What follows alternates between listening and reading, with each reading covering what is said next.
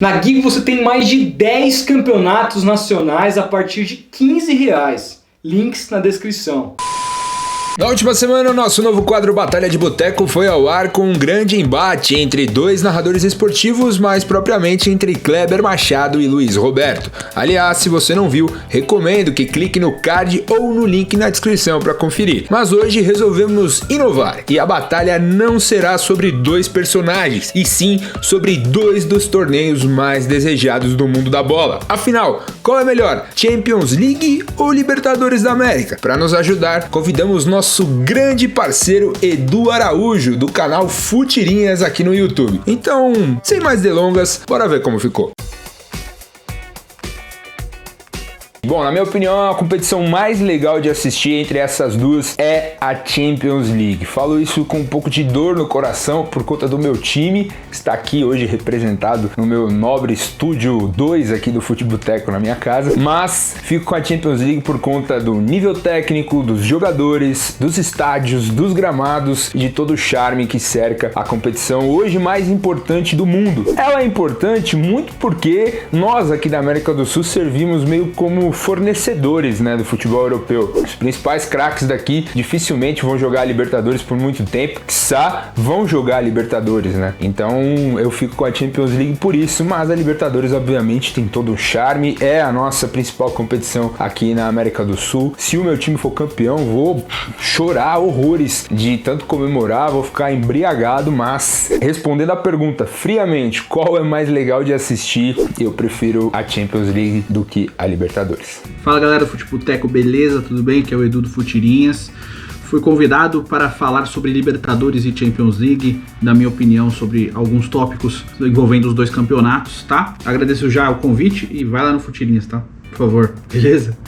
Vamos lá, o que é mais legal de assistir? Bom, eu cresci assistindo a Libertadores, gostava mais da Libertadores, eu não sei se pelo envolvimento do Santos, que é o meu time, nunca escondi, mas assim, eu cresci mesmo vendo São Paulo, que foi a minha infância toda, foi vendo São Paulo campeão, viu o São Paulo bicampeão, depois vi os outros times ganhar, viu o Palmeiras ganhar, viu o São Paulo ganhar de novo, até o Santos ganhar pela primeira vez em 2011. Historicamente, eu tenho um envolvimento sentimental maior com a Libertadores, mas hoje a Champions League é mais legal de assistir, principalmente a fase de mata-mata, Eu acho mais interessante porque os times europeus acabaram se capacitando muito mais. Então acredito que hoje a Champions League é mais interessante de se assistir, fora a organização do campeonato, fora a estrutura, fora tudo, Premiação, acabou superando de longe a Libertadores. A Libertadores ficou muito sucateada com o passar dos anos e só agora, nos últimos 2-3 anos, que a Conmebol conseguiu perceber que estava deixando passar, que já tinha deixado passar, aliás, e foi tentar correr atrás, fazendo um hino para a própria Libertadores, etc. Tentando seguir a linha da Conmebol, da UEFA.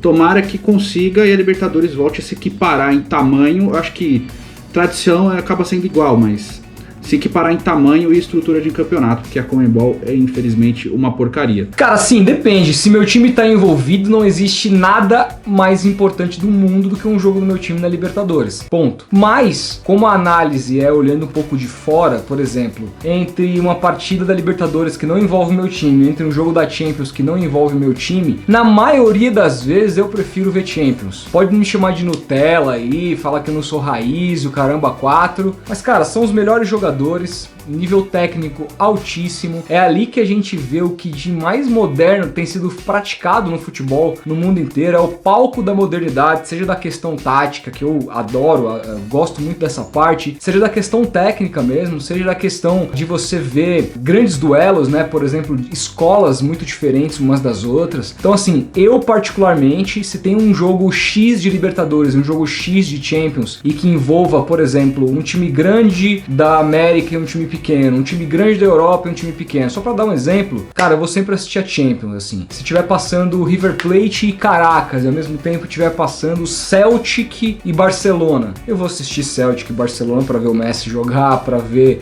o Suárez jogar, pra ver o time do Barcelona jogar, numa competição que eu sei que eles dão muito valor, que eu sei que é a competição mais pesada da Europa. Enfim, eu particularmente prefiro, é o meu gosto aqui, meu voto. Na minha opinião, a competição mais equilibrada é a Copa Libertadores da América, pelo fato de não ter tanta diferença assim entre as equipes comparado ao cenário que a gente vê na Europa. Por exemplo, nas últimas temporadas aí o Real Madrid, enquanto tinha o Cristiano Ronaldo, abocanhou 3 seguidas, né, na Champions League, algo muito difícil de acontecer, mas que o dinheiro ainda fala mais alto na diferença entre os clubes mesmo na Europa, e isso é um fato. Aqui na Libertadores a gente tem aí algumas equipes despontando muita grana. O Flamengo ano passado foi um exemplo disso. O Palmeiras tem sido aí a equipe mais rica das Américas, mesmo assim não tem conseguido chegar na final da Libertadores, que é o grande sonho da torcida palmeirense. Mas mesmo com todo esse cenário econômico muito forte, eu ainda fico com a Libertadores da América por toda a questão da tradição das equipes aqui na América do Sul. Você tem equipes uruguaias que sempre dificultam, você tem as próprias equipes colombianas agora que vem surgindo muito forte. Atlético Nacional acabou de ser campeão da Libertadores em 2016. O próprio Equador também tem se fortalecido bastante, equipes paraguaias. Enfim, a Libertadores da América tem toda a tradição de raça, de vontade, e isso acaba trazendo um equilíbrio muito maior para o campeonato. Por isso eu voto na Libertadores. Mais equilibrado, eu acredito que por equilíbrio técnico a Champions League é mais equilibrada. Agora, camisa, aqui na Conmebol, né, na Libertadores, a gente consegue ter um equilíbrio maior, porque a alternância de títulos de campeões aqui eu acredito que é maior do que na Champions League, entendeu? Então eu acredito que a Libertadores ainda é mais equilibrada, não pelo nível alto, né? Alguns times, quando tem um nível técnico muito alto, acabam se destacando. Foi o caso do Flamengo no passado, do Grêmio, campeão também, mas nem sempre isso acontece. Aqui às vezes até por baixo, e surpresas acontecem mais aqui, né? São Lourenço campeão, Once Caldas campeão. A última grande surpresa campeã da Champions League foi em 2004, que foi o Porto, né? Que nem pode se considerar surpresa, porque o Porto é um time gigante. Cara, aí tem que ser a Libertadores, porque é nivelada por baixo. Quando você tem um nivelamento mais modesto, você consegue ter até mais surpresas dentro da competição. A gente já viu muitas surpresas na competição da Libertadores aqui, por exemplo, o Once Caldas sendo campeão,